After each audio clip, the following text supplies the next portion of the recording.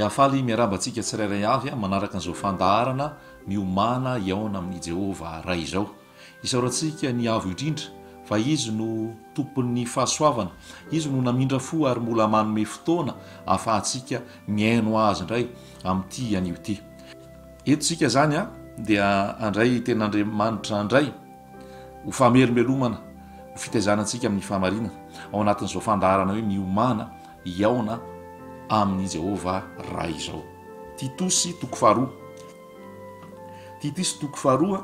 Titosy toko faharoa ny andininy faha 1 Titosy toko faharoa ny andininy faha 1 Fa efa miseho ny fahasoavan'Andriamanitra izay famonjena ny olona rehetra, mampianatra antsika anda izay toe-panahy tsy araka an'Andriamanitra sy ny filàna zao tontolo zao, ary ho velona amin'ny olony sy ny marina ary ny toe-panahy araka an'Andriamanitra amin'izao fiainana ankehitriny izao, miandry ny fanantenana mahafinaritra sy ny fisehoan'ny voninahitr'Andriamanitra lehibe sady mpamonjy antsika dia Jesosy Kristy, izay nanolotra ny tenany hamonjy antsika mba hanavotany antsika ho afaka amin'ny ota rehetra sy hanadiovany antsika izay olona ho an'ny tenany sady ho mazoto indrindra amin'ny asa tsara izany. Amen. Raha mamaky an'io teny io tsika dia mahafehy zavatra be dia be zany teny zany, ary milaza ny tantaran'ny zanak'olombelona sy ny famonjena izay nataon'ny ray ho azy. Eto tsika dia mahita hoe ny fahasoavan'ny ray no azotsika ny famonjena. Fahasoavan'ny ray no azotsika famonjena ho antsika tsirairay avy.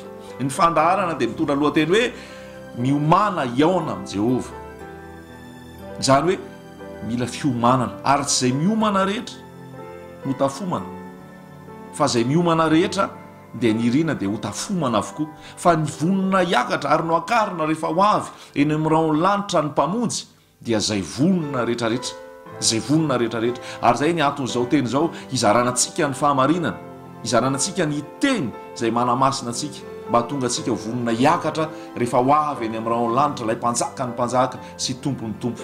Dia hoy izy hoe mampianatra antsika ny fahasoavan'Andriamanitra mba hiainantsika araka ny toe-panaraka an'Andriamanitra, hiainantsika anda izay toe-panahy rehetra tsy araka an'Andriamanitra, ary anda ny filan'ny nofo ary ny ovelona araka ny marina sy ny olony amin'izao fiainana ankehitriny izao.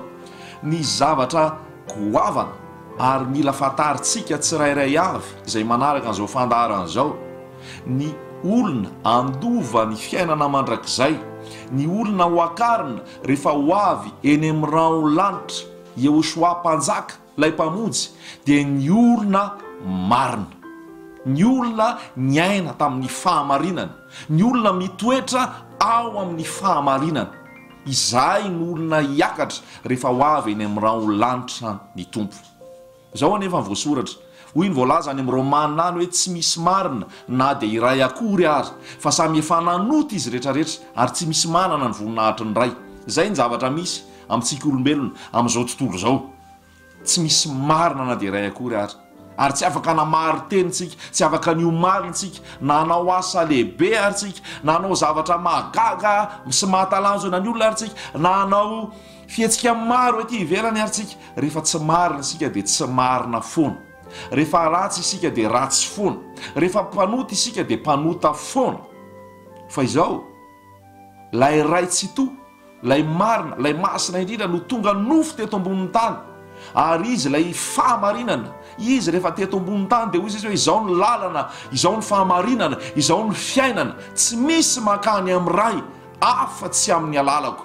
Ny olona anankiray mba tonga azy ho marina, ny ahafahany hihiditra amin'ny fanjakan'ny lanitra ary ho akarina rehefa ho avy eny amin'irao lanitra ny tompo, dia ny olona niditra ao amin'ilay nilaza hoe izao ny lalana, izao ny fahamarinana, izao ny fiainana.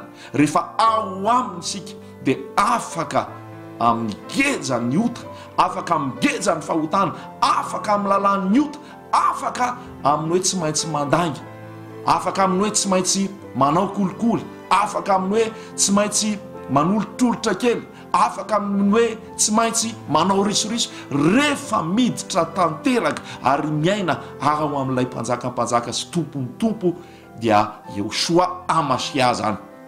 Zao ny voasoratra Salamo 5:10 sy ny Salamo 4:20.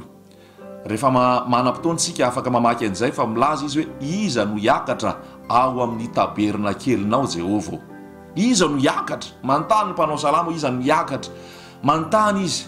Dia hoy izy hoe niakatra dia izay madio tanana, niakatra dia izay mahitsy fo, niakatra dia izay tsy mampiahana ny volany, niakatra dia izay tsy manendrikendrika ny namany, niakatra dia izay tsy manao kolikoly sy tsy mandray kolikoly, niakatra dia izay tia ny marina, niakatra dia izay makahala ny fahotana, izay mandeha amin'ny fahamarinana. Izay ihany no hiakatra amin'izao fotoana eto Madagasikara. Dia hitantsika eto avokoa ny zavatra rehetrarehetra, tsisy tsy hitantsika eto ny kolikoly, eto ny risoriso, eto ny langa, eto ny fanabakana, eto ny fanaratsiana, eto ny fitaka, eto ny fijangajangana, eto ny fimamona, eto ny lolopo, eto ny tsy fahaizana mamela heloka, eto ny fahotana maro isan-karazany,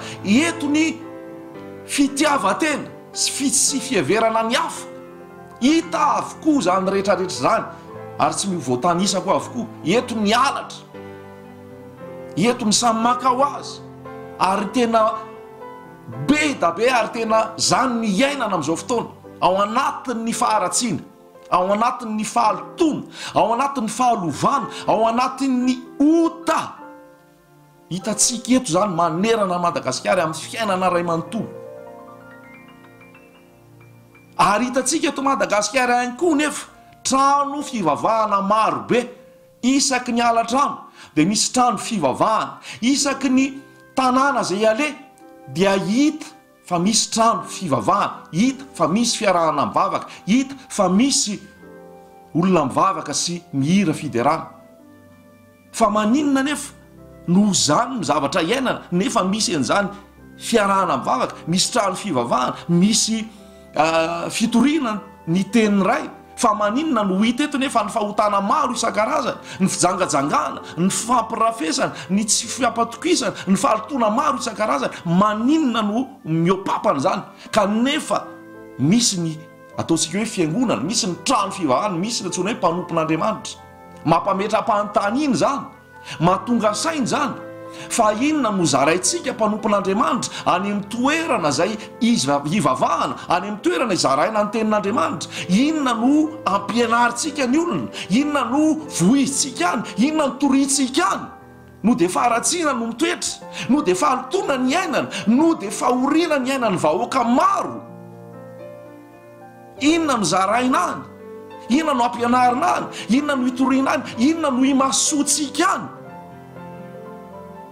Ary inona ny raisika vahoaka an'Andriamanitra ihany koa? Inona ny raisika olona izay milaza ho mpivavaka, olona izay milaza mpamonjy tranon'Andriamanitra, olona izay milaza fa ao anatin'ny fivavahana ary mitondra anarana ho kristianina, kanefa ny fiainana ety ivelany dia feno fahalotona, feno fahoriana, feno tsy fahamarinana, feno fahotana. Inona ny zavatra iainantsika? Inona ny zavatra toriana amintsika? Inona ny zavatra ampiaritsika ihany koa? Fa zany zavatra mampametra-panontaniana amin'izao fotoana. Fa raha izao ny zavatra mitranga, raha izao ny zavatra iainana, ary raha izao no mitohy, dia mampatahotra, mampahonena, mampangovotra.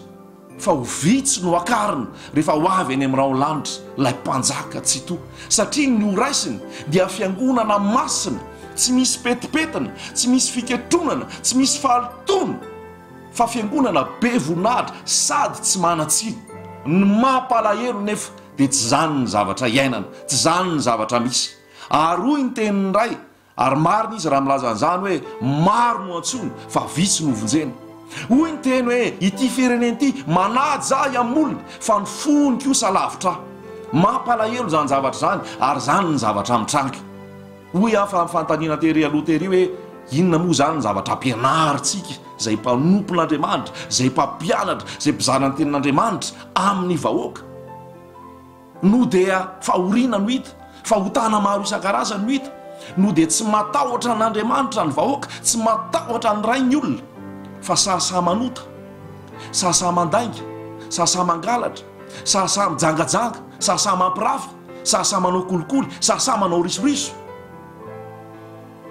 Ny zavatra azo avaliana zany dia zao, na ny zavatra toriana sy ambara dia tsy manameloka an'izany, tsy mananatra ny olona hiala amin'izany, fa zavatra hafa ny toriana, na toriana ihany zany fa isika vahoaka n'Andriamanitra ihany koa no mafy sofina, mafy atoka, mafy loha, ary tsy mipaika any amintsika ilay tenin'ny ray.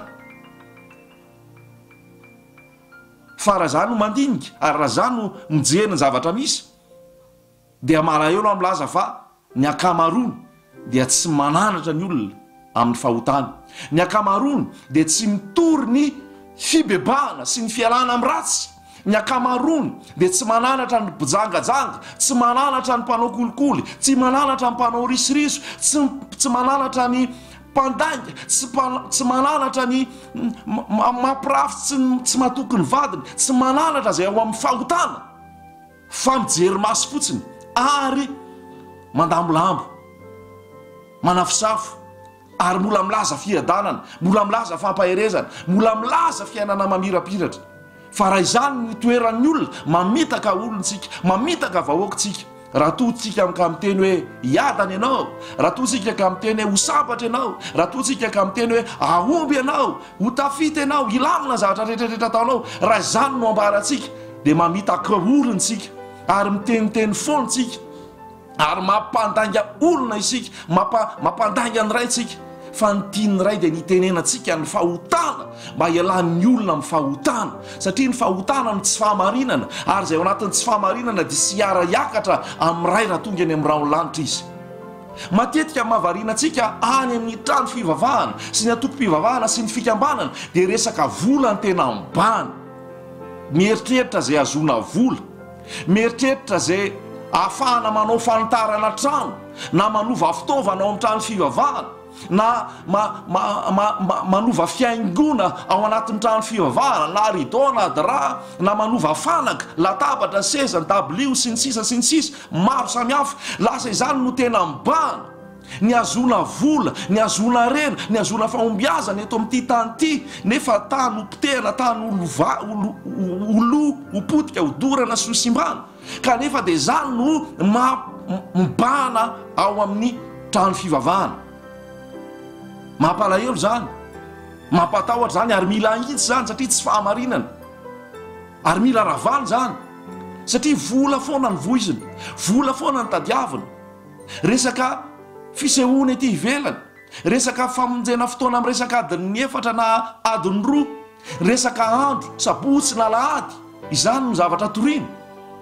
Ary mandritra antsika, lazaina fa mpanompo an'Andriamanitra, lazaina fa manao an'Andriamanitra, mandritra antsika sahirana mieritreritra vola ao, mandritra antsika miady hevitra amin'ny vola sy ny resaka fandaminana sy ny ravitra ao. Be da be ny olona mivoaka ny trano fivavahana dia makainy izy nivelany eny mifoka zigara. Isika mpanompon'Andriamanitra variana amin'ny raharaha-piangonana, raharaha-pivavahana, variana amin'ny resaka vola, amin'ny resaka rafitra, amin'ny resaka programa. Ny olona lasy miakazakazaka makany amin'ny elo, makany amin'ny fahaverezana. Ny fotoana andehanany andeha hivavaka izy ao any amin'ny trano fivavahana.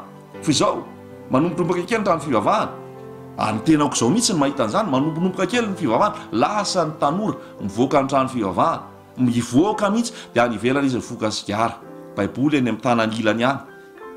Ary misy koa ny ankoatran'izay mety hoe mamonaminaina azy ny ao amin'ny trano fivavahana satria resaka vola, resaka fanana, resaka arena, resaka zavatra ny tany, resaka fitaovana. Lasa izy mandeha, ny sasany lasa any amin'ny filokana, sasany lasa any amin'ny fisotroana, sasany lasa any amin'ny fijangajangana akory ary, nefa ny angahany tany an-trano no andeha hivavaka. Mila miverina amin'ny fahamarinantsika, mila miverina amin'ny fahamarinantsika dia ato amin'ny tenin'Andriamanitra marina. Fa amin'izao fotoana araka ny voalaza ombeny dia ny trano fivavahana lasa PME na PMI, lasa entreprise. tsy mandeha raha tsisy vola, ary vola no ambara, vola ny toriny, lasa entreprise, ary lazaiko hoe lasa business, fitaovana anankiray mahomby azona vola ny fivavahana, ny trano fivavahana.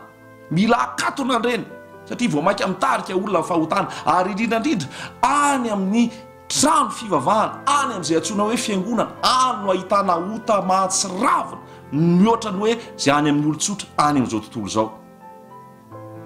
Fa androany tompo miteny amintsika tsirairay avy, fahamarinana no dedavina, ary natonga antsika ho marina dia manatona n'ilay Jesosy mpamonjy, izy lay marina, tsy manatsiny, tsy misy eloka, fa nanaiky nandray ny fahotantsika, nandray ny tsy fahamarinantsika, nandray ny fahalototsika, niara-ny fahatezeran'ny ray, niara-ny kapony ray, ary nierika mihitsy ndray nitodika tsy nijery azy, satria feno fahotantsika, feno fahalotontsika, ary netiny avokoa zany mba ho fanafahana atsika, ho fanamarinana atsika, ho fanadiovana atsika. Dia mila manatontsika an'ilay Kristy mpanjaka, tsy mitompo teny fantatra amin'ny anaram-piangonana, amin'ny anaram-pikambanana, amin'ny asa zay atao, amin'ny rafitra zay atao, fa mitoky amin'ilay lalana sy fahamarinana ary fiainana dia Jesosy mpamonjy zany. Izy ihany no afaka navitra atsika, izy ihany no afaka namarina atsika, ary izy no afaka nafaka atsika amin'ny fahazaran-dratsitsika, na inona fahazaran-dratsy, na inona fahazaran-dratsy, izy no manafaka. Zay fahazarana mandainga, zay fahazarana manao risoriso, zay fahazarana mangalatra, zay fahazarana manao kolikoly, zay fahazarana mampirafy, zay fahazarana mizangajanga, zay fahazarana fahotana rehetrarehetra, dia efa nipotehany teo amin'ny azo fijaliany zany, anafahana atsika mba tsy hatonga atsika andevo niota intsony, fa afaka nompo amin'ny fahamarinana, amin'ny mahafahamarinana tanteraka ny fahamasinana. Fa zay lazay niteto hoe mandaza filan'ny nofo rehetrarehetra, mandaza asan'ny nofo rehetrarehetra, mandaza toe-panatsy araka an'Andriamanitra, mandaza tsy fahamarinana, fa miandry amin'ny fanantenana mahafinaritra, ny fisehoany ny voninahitr'Andriamanitra lehibe sady mpamonjy antsika dia Jesosy Kristy, miandry azy amin'ny fahamarinana. Dia aokontsika heritreritra, aokontsika hisaintsaina,